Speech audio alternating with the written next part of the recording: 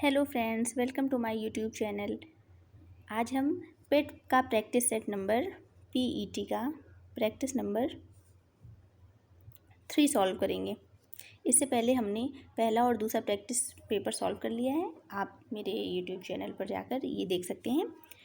और देखते हैं हम अपना पहला क्वेश्चन। जहांगीर द्वारा किस कंपनी को सूरत में कारखाना लगाने का अधिकृत किया गया था? तो इसका आंसर होगा option number D, English east India company.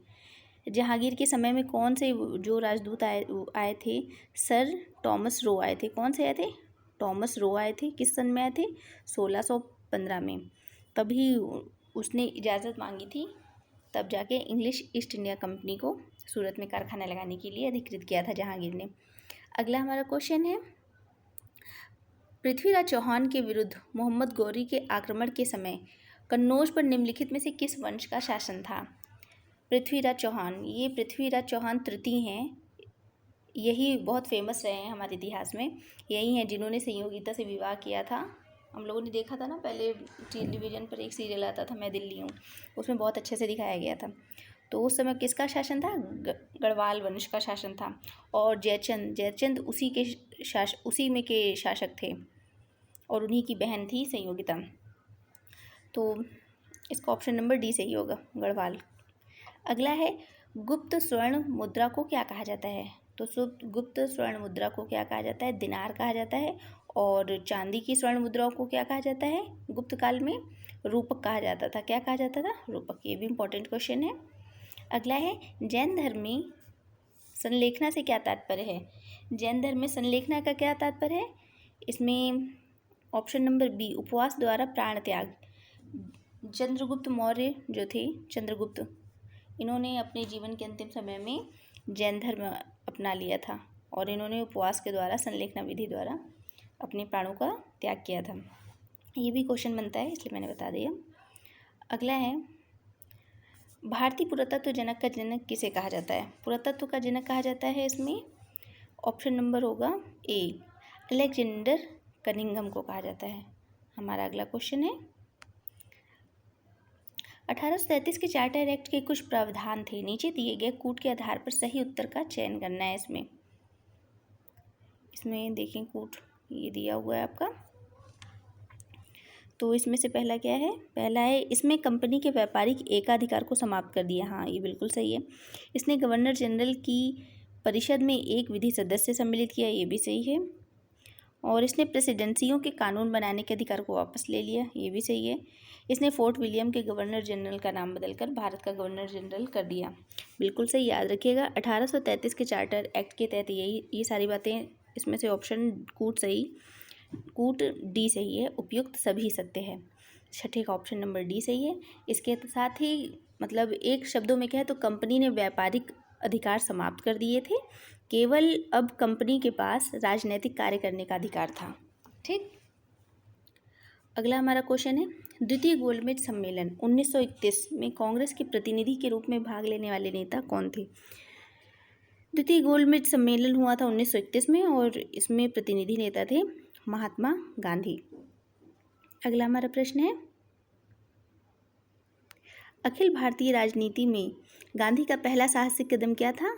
Champaran आंदोलन 1917 में। क्या हुआ था? तिनकठिया पद्धति चलती थी वहाँ पे। 3/20 भाग पर नील की खेती करना अनिवार्य था। नील की खेती बहुत वो होती है, इससे खेत की उर्वरा शक्ति खराब हो जाती है, बंजर हो जाती है खेत। इसी वजह से किसानों में बहुत ज़्यादा इसका रोष था। तो गांधी जी का पहला साहसिक कदम क्या था? चंपारण आंदोलन 1917, चंपारण जिले में। अगला हमारा है, बंगाल का विभाजन करने वाले गवर्नर जनरल कौन थे? बंगाल का विभाजन करने वाले गवर्नर जनरल करजन थे। कब हुआ था बंगाल का विभाजन? बंगाल का विभाजन हुआ था 1905 में। ठीक। और उस समय देखिए, बंगाल का विभाजन तो किसने किया था? इसका विभाजन किया था लॉर्ड कर्जन ने। ठीक। और चलिए ठीक है, अगला हम देखते हैं। ज़्यादा पॉइंट्स डिस्कस करने में वीडियो बहुत लंबा हो जाता है। 10वां क्वेश्चन, 1857 में किसने इलाहाबाद को आपातकालीन मुख्यालय बनाया? ऑप्शन नंबर ए, लॉर्ड कैनिंग ने आपातकालीन मुख्यालय बनाया था। इलाहाबाद में भी 1857 का विद्रोह हुआ था, तो उसकी अध्यक्ष, उसके वो मुख्य कर्ता धर्ता मौलवी लियाकत अली थे। कौन थे? लियाकत अली। लेकिन इनका भी दमन कर दिया गया। किसके द्वारा? कर्नल नील के द्वारा। नील ने दमन किया था यूपी इलाहाबाद में जो 1857 का विद्रोह हुआ था। अगला है उच्चतम लवणता पाई जाती है। 11 नंबर क्वेश्चन का आंसर होगा डी, वान झील, जो कि टर्की में है। अगला है हमारा क्वेश्चन, निम्नलिखित में से कौन सा कथन सही नहीं है? 12 का ऑप्शन नंबर बी सही होगा। अधिकतम तापमान की मेखला विषुवत रेखा के सहारे पाई जाती है। ये बिल्कुल गलत है। विषुवत रेखा में सर्वाधिक नहीं पाई जाती है, जबकि ये मकर रेखा और कर्क रेखा पर ज़्यादा पाई जाती है। अगला है, लवणीय जल में उगने वाले पौधे को क्या कहते हैं? तो लवणीय जल में उगने वाले पौधों को कहा जाता है हेलोफाइट्स। क्या कहा जाता है? हेलोफाइट्स। जैसे सॉल्ट मार्स ग्रास, ये लवणीय जल में उगने वाले पौधे हैं। अगला हमारा क्वेश्चन है 14 नंबर। इसमें क्या करना है? इसमें कूट दिया रहेगा, इसको मैच कराना है। शिलोंग कैसा है? आर्द्र है। जोधपुर कैसा है? शुष्क है। मुंबई उष्ण आर्द्र और दिल्ली अर्ध शुष्क। ये हमारा मैच हो गया, तो इसमें कूट ये दिया हुआ है। 14 का ऑप्शन नंबर इसमें क्या है? सी सही था। अगला हमारा क्वेश्चन है 2011 की जनगणना के अंतिम आंकड़ों के अनुसार भारत का द्वितीय सर्वाधिक जनसंख्या वाला राज्य कौन सा है? पहले तो हम जान लेते हैं जनसंख्या का क्रम कि कहाँ पर कितनी जनसंख्या है। ये बहुत ही इंपॉर्टेंट क्वेश्चन है, तो हम देख लेते हैं। 15 नंबर अपना क्वेश्चन, सबसे पहले सबसे ज़्यादा जनसंख्या है यूपी की, उसके बाद किसकी है? महाराष्ट्र की, और उसके बाद है बिहार की, इसके बाद वेस्ट बंगाल। तो ये है हमारा ऑप्शन। तो ऑप्शन नंबर दूसरी सर्वाधिक जनसंख्या वाला राज्य कौन बन गया? महाराष्ट्र। ठीक, तीसरा हो जाएगा बिहार, पहला है यूपी और चौथा वेस्ट बंगाल, याद रखिएगा। अगला हमारा क्वेश्चन है 16 नंबर, एंट्री पोर्ट व्यापार से क्या तात्पर्य है? एंट्री पोर्ट व्यापार वे होते हैं जो भारत विदेशों से वस्तुओं को आयात करता है और पड़ोसी देशों को फिर उनको निर्यात कर देता है। आयात करेगा पहले भारत, फिर उनको वापस, मतलब कि दूसरे देशों को निर्यात कर देता है। जिनके पास समुद्र तट नहीं है, जैसे नेपाल हो गया, भूटान हो गया, अफ़गानिस्तान हो गया, ईरान, इराक, ये सब ऐसे हैं जिनके पास अपना समुद्र नहीं है और समुद्री रास्ते से जो व्यापार होकर आता है, आयात होता है, उसको भारत दूसरे देशों को जो निर्यात कर देता है, तो यही क्या कहलाता है? Entry port. तो ऑप्शन नंबर 16 का क्या सही होगा? निर्यात के लिए आयात की गई वस्तुएं। अगला 17 क्वेश्चन नंबर, सूची 1 को सूची 2 से मिलाना है। 17 का ऑप्शन नंबर 20 में है। ए का क्या होगा? तीसरा। ए का तीसरा, बी का 1 कोयली गुजरात में है, नागपट्टिनम तमिलनाडु है बी का, और नामुलीगढ़ असम। ठीक, तटीपाका कहाँ है? आंध्र प्रदेश, कोयली गुजरात, नागपट्टिनम तमिलनाडु, नामुलीगढ़ असम। ये याद रखिएगा, ये इंपॉर्टेंट है। ऐसे क्वेश्चन कई मतलब ऐसे बने रहते हैं, आएंगे जरूर। अगला है, निम्नलिखित में से किस समिति ने भारत में कृषि जोत कर का सुझाव दिया? ऑप्शन नंबर ए, राज्य समिति। राज्य समिति ने दिया था 1972 में। कितने में? 1972 में दिया था। Doctor K. N.. राज की अध्यक्षता में, के.एन. राज, इसीलिए इसका नाम क्या है? राज्य समिति पड़ा था। ठीक है, अगला हमारा क्वेश्चन है, बैंक दर का आशय क्या है? ये इंपॉर्टेंट है, ये तो हमेशा मतलब ऐसा एक सीधा सीधा क्वेश्चन है, ये अर्थव्यवस्था से ऐसे ही पूछ लिया जाता है। बैंक दर का आशय क्या है? तो इसका आशय है केंद्रीय बैंक द्वारा ली जाने वाली आधिकारिक ब्याज दर। अगला हमारा क्वेश्चन है 20 नंबर, अवमूल्यन तब अधिक कारगर होता है। कब अवमूल्यन कारगर होता है? ऑप्शन नंबर ए सही है 20 का। विदेशों में निर्यात मांग की लोच जब अधिक होती है तब अवमूल्यन अधिक कारगर होता है। अगला हमारा क्वेश्चन है 21, वह न्यूनतम जनसंख्या कितनी है जिसके नीचे 73वें संशोधन अधिनियम के उपबंध के अनुसार मध्यवर्ती स्तर पर पंचायतें गठित नहीं की जा सकती? 21 का ऑप्शन नंबर बी सही होगा। 20 लाख से नीचे है तो फिर उसको पंचायतें वहाँ गठित नहीं की जा सकती हैं। अगला हमारा क्वेश्चन है, निम्नलिखित में से किस विषय पर राष्ट्रपति के लिए प्रधानमंत्री से सलाह लेना आवश्यक नहीं है? 22 का ऑप्शन नंबर बी, विधेयकों पर स्वीकृति देने के लिए राष्ट्रपति को मंत्रिपरिषद से सलाह करने की ज़रूरत नहीं होती है। वह इसको मतलब कि स्वीकार भी कर सकता है और इसको फिर से पुनर्विचार के लिए वापस भी भेज सकता है। अगला हमारा क्या है क्वेश्चन? अगला है, नीचे दो वक्तव्य दिए हैं 23 नंबर। एक को कथन ए और दूसरे के कारण बी को कहा गया है। कथन ए क्या है? भारत में प्रेसिडेंट है किंतु प्रेसिडेंसी नहीं है। कारण क्या है? संविधान में एक मंत्रिपरिषद का प्रावधान है। 23 का ऑप्शन नंबर बी सही होगा। ए और आर दोनों सही है परंतु आर ए की सही व्याख्या नहीं करता है। अगला देखते हैं 24 क्वेश्चन नंबर, निम्नलिखित में से कौन सा भारत के संविधान द्वारा प्रदत्त 6 मूल अधिकारों में से नहीं है? इसमें से है 24 का ऑप्शन नंबर बी, विरोध का अधिकार। ये मूल अधिकार में नहीं है 24 नंबर में। जबकि समानता का अधिकार का है वर्णन आर्टिकल 14 से आर्टिकल 18 के बीच में। और शोषण के विरुद्ध अधिकार है, इसका आर्टिकल है 23 और 24। क्या है? 23 और 24। जबकि धार्मिक स्वतंत्रता का अधिकार है 25 से 28 आर्टिकल के बीच। आपको राइटिंग समझ में नहीं आ रही होगी, लेकिन आप जो मैं बोल रही हूँ ऐसे नोट कर लीजिएगा। अगला हमारे हम न्यायिक पुनर्विलोकन की व्यवस्था देखते हैं कहाँ? भारत और यूएसए दोनों में देखते हैं। 25 का ऑप्शन नंबर डी सही है। अगला हमारा क्वेश्चन है, निम्नलिखित रक्त वर्ग सर्वत्रिक होता है, मतलब यूनिवर्सल डोनर कौन है जो सबको ब्लड दे सकता है? ये है ऑप्शन नंबर ओ में कोई भी एंटीजन क्या नहीं होता? एंटीजन नहीं होता, इसी वजह से ये सबको ब्लड दे सकता है। और ए बी क्या होता है? ये सर्वग्राही होता है, ये सबसे ब्लड ले सकता है। अगला है, डीएनए की द्विकुंडलिनी संरचना किसके द्वारा दी गई है? तो ये दी गई है वॉटसन और क्रिक के द्वारा। कब दी गई है? 1953 में दी गई थी। इसके लिए इन्हें नोबेल पुरस्कार भी मिला था। अगला क्या है, स्वर्णकारों द्वारा प्रयोग में आने वाला एक्वा रेजिया निम्नलिखित में से किसे मिलाकर बनाया जाता है? तो यह नाइट्रिक अम्ल और हाइड्रोक्लोरिक अम्ल को मिलाकर बनाया जाता है। अगला है, प्रत्यावर्ती विद्युत धारा को दिष्ट विद्युत धारा में परिवर्तित किया जा सकता है। किसके द्वारा परिवर्तित किया जा सकता है? 29 का ऑप्शन नंबर डी सही है, रेक्टिफायर के द्वारा। अगला है हमारा, ये इंपॉर्टेंट है, पायर हीलियोमीटर का प्रयोग निम्नलिखित में से किसे नापने के लिए किया जाता है? ऑप्शन नंबर बी 30 का option number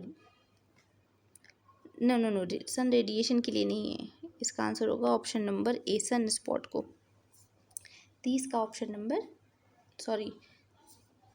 number B, solar नहीं है, सन स्पॉट नहीं, सोलर रेडिएशन, बहुत ज़्यादा जब तापमान रहता है, विकिरण, हाँ रेडिएशन, यही सही है। 30 का ऑप्शन नंबर बी।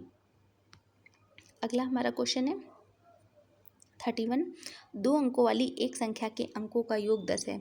यह अंक आपस में बदल दिए जाते हैं तो संख्या 36 कम हो जाती है। बदली हुई संख्या ज्ञात कीजिए।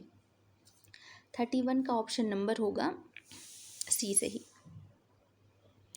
ठीक, 3 और 7 का योग क्या हो गया? 10 हो गया। और जब इनको आपस में बदल दिया जाता है तो संख्या 36 कम हो जाती है। 73 में आप इसको कर लीजिए, ठीक है, सॉल्व कर लीजिए, आपको आंसर बता दिए। अगला है, किसी स्कूल में लड़कों और लड़कियों की संख्या का अनुपात 3:2 है। यदि 20% लड़कों और 25% लड़कियों को छात्रवृत्ति प्राप्त होती है तो कितने प्रतिशत छात्रों को छात्रवृत्ति प्राप्त नहीं होगी? 32 का ऑप्शन नंबर डी सही है। फ्रेंड्स, मेरे गले में बहुत दिक्कत है, दर्द हो रहा है, इसी वजह से बोलने में बहुत दिक्कत हो रही है।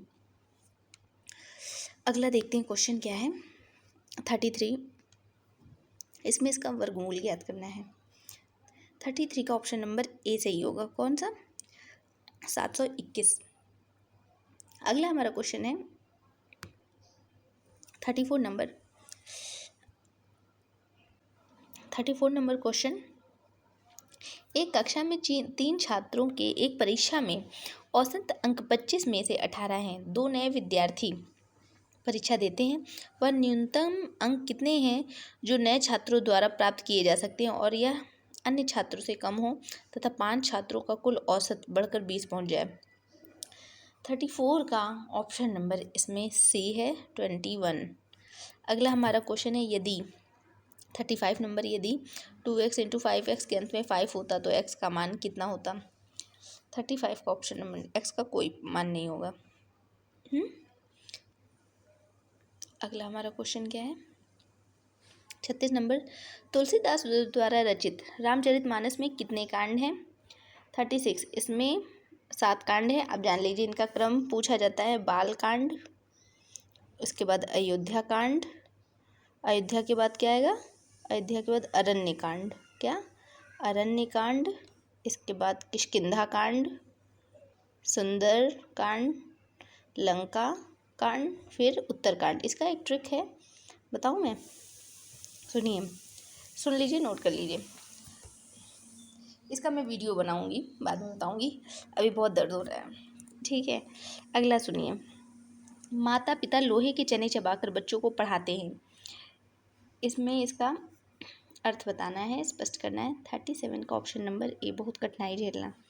अगला हमारा क्वेश्चन है निम्नलिखित वाक्यों में से शुद्ध वाक्य को पहचानिए। 38 का ऑप्शन नंबर डी, मैंने एक नाटक का अनुवाद किया। अगला हमारा क्वेश्चन है 39, अन्य अन्य शब्द युग्म के सही अर्थ भेद का चयन कीजिए। अन्य का मतलब अनाज और अन्य का मतलब दूसरा, ऑप्शन नंबर ए 39 का। अगला क्वेश्चन है इनमें से कौन सा शब्द सरस्वती शब्द का समानार्थी नहीं है। 40 का ऑप्शन नंबर सी, सुधी और सब सरस्वती के समानार्थी शब्द हैं। अगला ये पैरा दिया है, मैं इसे धीरे धीरे स्क्रॉल कर रही हूँ, आप इसे पढ़ लीजिए। आपको तो पता है पैरा बहुत अच्छे से आएगा, इसमें से 5-5 नंबर के क्वेश्चन आएंगे, हिंदी और इंग्लिश। देखिए हमारा पहला क्वेश्चन क्या है 41 number, what did the archaeologist not do to study about the prehistoric man. 41 का ऑप्शन नंबर सी सही है, लुक्ड फॉर टीजर। अगला है 42, choose the incorrect part of sentence. The man standing next to the pillar is my elder brother. 42 में option number D, my elder, older brother जो लिखा हुआ है, सॉरी इसमें गलती है, इसमें ओल्डर नहीं होता, इसमें इस्तेमाल होगा एल्डर, ठीक। अगला हमारा है, इसमें बताना है आर्टिकल कौन सा आएगा। 43 का ऑप्शन नंबर ए, इसमें पहले ताजमहल के लिए द आएगा, the Taj Mahal is a monument symbolized love. अगला है हमारा 44, identify the correct reported from the given sentence. इसमें 44 का ऑप्शन